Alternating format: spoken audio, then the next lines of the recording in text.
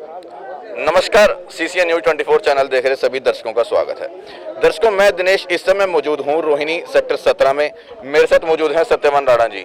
हालांकि इन्होंने मेरा पहला सवाल जो है मास्क को लेकर था वो काट दिया है और यहाँ पर तकरीबन आप देख सकते हैं कि सभी ने अपने चेहरे पर प्रॉपर जो है मास्क लगाया है और ये बड़ी अच्छी बात है। कहीं ना कहीं हमारे आने वाली जो नई दस्तक है कोरोना की, जिसको ओमिक्रॉन का नाम दिया जा रहा है, उसकी सावधानी को देखते हुए यहाँ पर मास्क लगाया है और हेल्थ चेकअप जो है लगाया हुआ है। बात करेंगे इस विषय पर जो है सत्यवान राणा जी से। नमस्कार सत्यवान। नमस्ते दिनेश। बड़ा अच्छा लग रहा है कि आज आपने प्रॉपर मास्क और हेल्थ चेकअप लगाया। वैसे भी हेल्थ को लेकर के तो अच्छा ही नहीं, बहुत ज़रूरी है। 2 गज की दूरी, मास्क अभी भी है ज़रूरी, क्योंकि कोरोना अभी देश से गया नहीं है और कहीं ना कहीं जिम्मेवार नागरिक होने के नाते आपको एक बेंचमार्क क्रिएट करना है।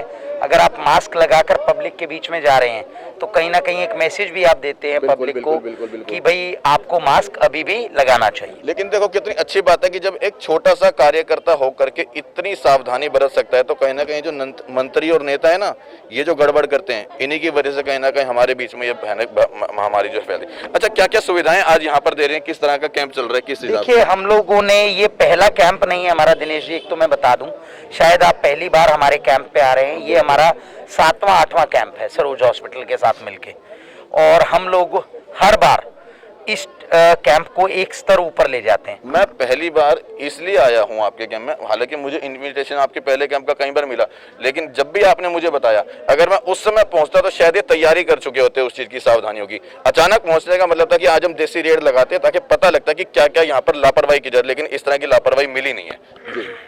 कैंप हम लगा रहे हैं। हमारे पास सबसे पहले प्रिमिटिव जो चेक्स हैं वो बीपी और ब्लड शुगर है। ठीक है। उसके बाद हम आदमी को हेल्प डेस्क से इस टेस्ट पे ले जाते हैं। उसके बाद उस आदमी का डेंटल चेकअप करा रहे हैं। डेंटल चेकअप के बाद जो बाहर उस कमरे में फिजिशियन बैठे हैं, दूरी बनाने का तरीका है ताकि सोशल डिस्टेंसिंग मेंटेन हो सके। हमने इस कैंप को 3 हिस्सों में बांट दिया है। एक ये टेबल जिसपे आपका बीपी शुगर और डेंटल चेकअप हो रहा है। ठीक है। दूसरा एक रूम है, उसमें आपके फिजिशियन और कार्डियोलॉजिस्ट बैठे हैं। ठीक है। जो आपको हृदय संबंधी जांचों के बारे में और किसी को अगर कोई तकलीफ है तो उसके बारे में बता रहे हैं। ठीक है। पिछले कमरे में ईसीजी हो रहा है, उसको थोड़ा सेपरेट इसीलिए रखा गया है क्योंकि आज महिलाओं की संख्या ज्यादा है। जी। तो जब किसी भी महिला का ईसीजी होता है तो हमारा पहला फर्ज ये बनता है कि उसको एक सुरक्षित एनवायरनमेंट दिया जाए महिला को ईसीजी करने। कहीं ना कहीं हेल्थ से रिलेटेड है तो हेल्थ तो सबसे पहले उस चीज को देखना पड़ेगा। तो हमने ये सभी चीज़ें आज की हैं। गायनाकोलॉजिस्ट भी हमारे बीच में एक बैठी हुई हैं। तो हमारा एक और एक मात्र ध्येय है कि व्यक्ति को जीवन में जो संतोष अपने मन में रखना चाहिए, क्योंकि संतोष सबसे बड़ा धन है और स्वास्थ्य सबसे बड़ा उपहार। बिल्कुल। अगर आपको किसी को उपहार देना है तो अगर आप उसको स्वस्थ शरीर का उपहार दे पाए तो उससे बड़ा इस संसार में कोई उपहार नहीं है। हमारी सोच, बीइंग अ डॉक्टर होने के नाते मैं ये चाहता हूँ मेरे वार्ड का हर व्यक्ति स्वस्थ रहे। हालांकि दिल्ली सरकार ने मोहल्ला क्लिनिकों के नाम पर, प्रिमिटिव हेल्थ केयर के नाम पर, हॉस्पिटलों के नाम पर एक बहुत अच्छा काम किया है, पर कहीं ना कहीं जैसा अरविंद जी ने कहा था कि 2013 में इस पार्टी के गठन के समय पर कि मैं उस दिन राजनीति को बदला हुआ मानूंगा जब नेता या कार्यकर्ता आपके द्वार पर आएंगे और आपका काम करके जाएंगे। दर्शकों, मैं आपको एक चीज और बता दूं, हालांकि मैं भूल गया था कि सत्यवान राणा जी ऑलरेडी खुद एक जो है डॉक्टर हैं, जो कि दंत चिकित्सक हैं और एक अच्छा जो है अपना क्लिनिक चला रहे हैं। उसके बावजूद भी इस समय क्लिनिक में समय न देकर आपको समय दे रहे हैं। कहीं ना कहीं आप सब लोगों के बीच में, आप लोगों की समस्याओं को समाधान करने के लिए आज हेल्थ चेकअप है। हालांकि समय समय पर आधार कार्ड हुआ, वोटर कार्ड हुआ, और इस तरह के जो है कैंप लगाते रहते हैं। जी। अभी हमने एट प्रेजेंट सेवा सप्ताह के नाम से एक सप्ताह चला हुआ है और हमने उसमें एक चीज की है। अपने ऑफिस पे तो हम काम कर रहे हैं। हमने अपनी एक टीम जगह जगह हम कैनोपी लगाकर पूरे वार्ड में जबरदस्ती मेंबर बना रहे हैं। नहीं, जबरदस्ती मेंबर मैं बिल्कुल नहीं बना रहा हूँ। अच्छा। सुनिए मेरी बात को। मेंबर वही व्यक्ति बनेगा जो हमारी पार्टी के उसूलों को देखेगा, जो हमारी पार्टी की विचारधारा से सहमत होगा। आप जबरदस्ती किसी से कुछ नहीं करा सकते।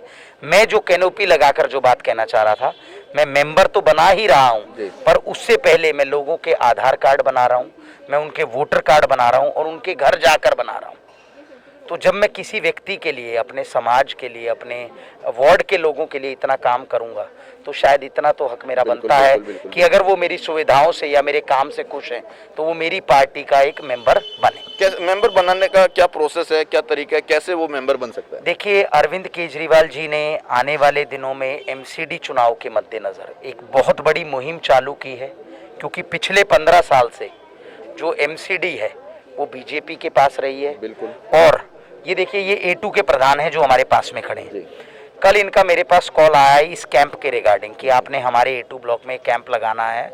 तो उससे पहले हमने ये जो सामने आप पार्क देख रहे हैं, इसको अपने वॉलेंटियर्स के द्वारा सफाई करवाई, जो कि पिछले 1 से 1.5 साल में इसमें एक मजदूर नहीं आया था, एक सफाई कर्मचारी नहीं आया था। और कहीं ना कहीं पहला दायित्व हमारा ये बनता है कि जहां आप कैंप लगाएं, एटलीस्ट वहां पे गंदगी ना हो, वो एरिया खुद स्वस्थ हो खुद जाए। स्वस्थ हो। हमने रात को इधर फॉगिंग कराई ताकि मच्छरों पे रोकथाम हो सके, क्योंकि मैं नहीं चाहता जो मेरे यहाँ जांच कराने आए वो यहाँ से कोई बीमारी ले जाए। चलिए, ये तो बात रही जो है सत्यवान राणा जी के बारे में। हालांकि हर नेता, हर प्रतिनिधि अपने मुख से बखान जरूर करेगा कि उन्होंने क्या कराया क्या नहीं। यहाँ पर हमारे साथ जो प्रधान जी बता रहे हैं A2 के, उनसे भी इस विषय में बात कर लेते हैं। नमस्कार प्रधान जी। नमस्कार। क्या नाम है आपका? सुखदेव प्रसाद गर्ग। सुखदेव प्रसाद गर्ग गर्ग साहब हैं जी। क्या बताएंगे? यहाँ पर कैंप लगाया है इन्होंने, कैसे हैं सत्यवान जी? सत्यवान जी बहुत अच्छे हैं हाँ। और पब्लिक के मतलब रहनुमा है, पब्लिक के प्यारे हैं और हमारे भी प्यारे और जो हैं। यहाँ का निगम पार्षद है वो? निगम पार्षद भी अपनी जगह सही है, जो भी है। नहीं, सही है या गलत, एक बताओ। जो है वो सही है। जो तो बदलाव चाहते हो उनमें या नहीं? अब हाँ, बदलाव चाहते हैं। तो फिर जब सही है तो फिर बदलाव क्यों चाहते हो?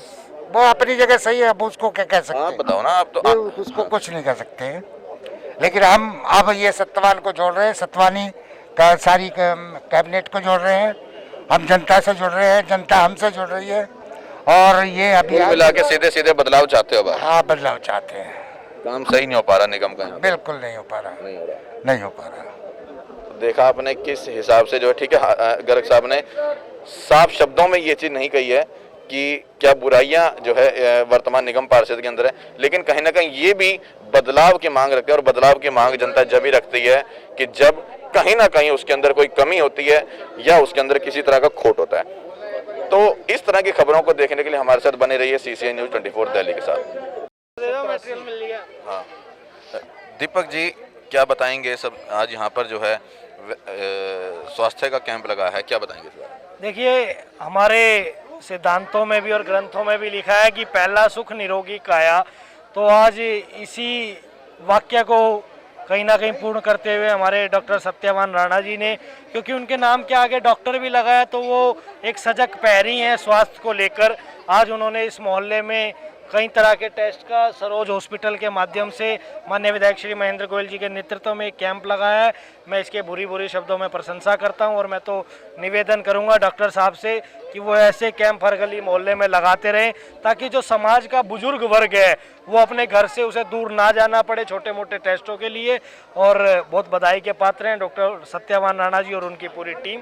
दीपक जी, स्वास्थ्य के अगर बात करें डिपार्टमेंट में या उस विभाग में, उस तरह की तैयारियों के लिए दिल्ली सरकार ने वाकई जो है मोहल्ला क्लिनिक बनाए, उसमें कोई दो राय नहीं, वाकई बहुत अच्छी चीज़ है। और यहाँ पर स्वास्थ्य को लेकर जांच की जा रही है, ये भी ठीक। कहीं ना कहीं जो लोगों की ये समस्या आ रही है कि कहीं ना कहीं उनके पेंशन को लेकर के जो बातें आती हैं, वो सब मामला क्या है? क्यों पेंशन रोकी जा रही है दिल्ली सरकार की वजह से? देखिए, मुझे लगता है कि शायद आप जिस विषय की बात कर रहे हैं वो नई पेंशन की बात कर रहे हैं। जी। आज से करीब 2.5 साल पहले जब दिल्ली का 2019 का बजट आया, दिल्ली के अंदर माननीय मुख्यमंत्री जी ने बजट के अंदर 1 लाख बुजुर्गों की पेंशन अनाउंस की थी। उनके फॉर्म सभी MLS ऑफिस से भरवाए गए थे, हमारे यहाँ से भी 3700 फॉर्म भरवाए गए थे। वो सारे फॉर्म सोशल वेलफेयर डिपार्टमेंट ने लेकर और उन पर अपनी कार्रवाई शुरू करते हुए वो पेंशन रिलीज करने के लिए मार्च का महीना चुन दिया था कि मार्च में बजट आएगा, अप्रैल में हम सभी को पैसे दे देंगे। 8 मार्च को करीब बजट पास हुआ और 21 मार्च को देश में और देश के साथ साथ दिल्ली में भी जनता कर्फ्यू लग गया। जनता कर्फ्यू के बाद कोविड आ गया। सरकार ने जितना भी पैसा जिस भी विभाग को दिया था सब स्टॉप कर और सारा पैसा हेल्थ डिपार्टमेंट को दे दिया। ऐसा पिछले 2 बार हुआ। इस बार दिल्ली सरकार ने अपने एमएलए को पहले से इंटीमेट कर दिया है कि आपके यहाँ जितने वो फॉर्म भरे गए थे सभी के घर पे क्रॉस वेरिफिकेशन करा लीजिए, क्योंकि महामारी गई है, हो सकता है कुछ साथी हमारे बीच हमने खो दिए हों, हो सकता है कि शायद आप वो एडजस्ट ना करते हो, तो उन्हीं फॉर्म पे जो हमारे यहाँ 3700 फार्म थे उन्हीं पे इस बजट के बाद भगवान करे कि हमारा ये स्मूथ चलता रहे और भगवान ना करे कि कोविड दोबारा आए, तो उसी फॉर्म पे वो तो आ गया, कोविड की तो तीसरी लहर जो ओमिक्रॉन है वो आ गई है। मैं तो भगवान से प्रार्थना करूंगा कि वो जितनी आ गई है उतनी पे ठहर दे, उसको आगे ना बढ़ने दे, क्योंकि पेंशन एक बहुत छोटा सा इशू है, जान बहुत जरूरी है और देश बहुत जरूरी है। तो अगर वो कोविड आगे नहीं बढ़ा और सब कुछ स्मूथ चलता रहा तो उन्हीं फॉर्म पे बुजुर्गों को पैसा मिलना शुरू हो जाएगा। ठीक है बाबू आप इधर आओ, क्या समस्या अब बताओ, आराम से बताना। समस्या ये है, 2020 फरवरी में मैंने लाल फॉर्म भर के दिया था वृद्धावस्था पेंशन के लिए। इस समय मैं 67 साल का हूँ, उस समय 65 का था जी। वो वृद्धावस्था पेंशन बनी नहीं जी अब तक जी, बहुत कोशिश मैंने इसको लेके अभी जो यहाँ पे दीपक जी थे विधायक ऑफिस में बैठते हैं, इन्होंने जो बताया उनकी बातों से संतुष्ट हैं या नहीं? ठीक है, हाँ उनसे संतुष्ट हूँ। इसमें एंटी हैं 2-3 बातें, जैसे केजरीवाल सारा दिन टीवी पे अखबार में आता रहता है वृद्धों के लिए हम ये कर रहे हैं वो कर रहे हैं। क्या नहीं किया वृद्धों के लिए उन्होंने जो कहा? एक पेंशन तक नहीं बना सकते, खजाने खाली हो रहे हैं, बसें लेके जा रहे हैं, कोरोना की बात करते हैं वो। पेंशन के ऊपर तो अभी मैंने पेंशन के ऊपर अभी जो मैंने उनसे पूछा था, आप बता रहे संतुष्ट हो? संतुष्ट हूँ। इसमें भी एक कारण बताता हूँ मैं, बाबूजी फरवरी के अंदर ये नगर निगम के इलेक्शन सिर पे हैं आगे, है ना, ये फिर फार्म जमा कर लेंगे, जो उस समय 58 के थे वो 62 के 61 के हो चुके हैं, उनके फार्म भी इकट्ठे कर लेंगे और हमारे भी ये जैसे कह रहे फार्म इकट्ठे हैं, सब मिक्स हो जाएंगे, किस किस की बनाएंगे। चलो मैं बात करता हूँ, क्या बताएंगे सत्यवान जी? देखिए ये जय भगवान जैन जी हैं, ओल्ड एज पेंशन इनकी लगी थी, 3583 नंबर पे इन्होंने फॉर्म जमा किया था। अभी दिल्ली सरकार जैसे बता रहे हैं बुजुर्गों के लिए, चाहे वो फ्री बस यात्रा हो, चाहे बुजुर्गों को तीर्थ यात्रा हो, महिलाओं के लिए, विधवा और विकलांग के लिए हमारी पेंशनें कभी से खुली हुई हैं और आज भी खुली हुई हैं। बुजुर्ग पेंशन बीच में कोरोना के चक्कर में बंद रही थी, कोरोना अभी भी चल रहा है, पर फिर भी हमने अंकल को ये आश्वासन दिया है और ऑन कैमरा भी बता रहे हैं कि दिसंबर एंड में या जनवरी में ये पेंशनें चालू हो जाएंगी और हम अंकल की पेंशन इनको लगा के देंगे। ये कितनी बड़ी बात जो है यहाँ पर सत्यवान जी ने बताई है कि जब कोई भी शिकायत करता यहाँ पर है और कैमरे पे अगर कोई भी प्रतिनिधि इस तरह की बात और दावे के साथ रखता है तो उस चीज को हमें भी जो है प्रोत्साहन देना चाहिए। जी भाई आपको कहाँ तक फिर भी दिक्कत है जब वो इस चीज को कह रहे हैं? ये है, एक 2000 रुपए की पेंशन महीने के लिए मेरे को दिक्कत है, मैं टीवी तक नहीं देख सकते। पता है क्या बाबूजी, देखो इस चीज को जैन साहब आपको भी मानना पड़ेगा कि दिल्ली सरकार एक आदमी के लिए काम नहीं करेगी, उनके लिए सभी समान है, ठीक है ना। और कहीं ना कहीं जब आपके यहाँ पे प्रतिनिधि वो ये कह रहे हैं कि दिसंबर तक मतलब जो है हो जाएगी, तो कहीं ना कहीं मीडिया के सामने ठीक है, बिल्कुल सही कह रहे हैं। मैं तो ये कह रहा हूँ ये बस यात्रा ले जा रहे हैं, कोरोना काल की बात करते हैं, पेंशन रोक के बैठे हैं, वो जरूरी एक बस कम से कम 80-90 हजार रुपए की एक बस होती है।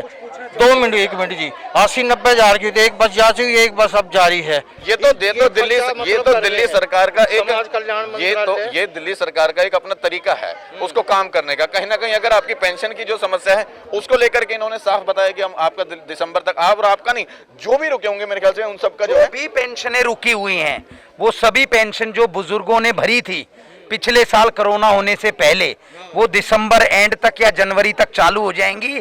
और केवल दिल्ली सरकार का बुजुर्गों को पेंशन देने का वो नहीं है, हमारे लिए विधवा भी उतना ही सम्मान रखती हैं, विकलांग भी उतना ही सम्मान रखते हैं, वो पेंशनें चालू हैं और बुजुर्ग पेंशनें भी चालू हैं। ये केवल वो समस्या आ रही है जो नई पेंशनें लगनी थी, जो पिछले 2 साल से कोरोना की वजह से नहीं लग पाई हैं।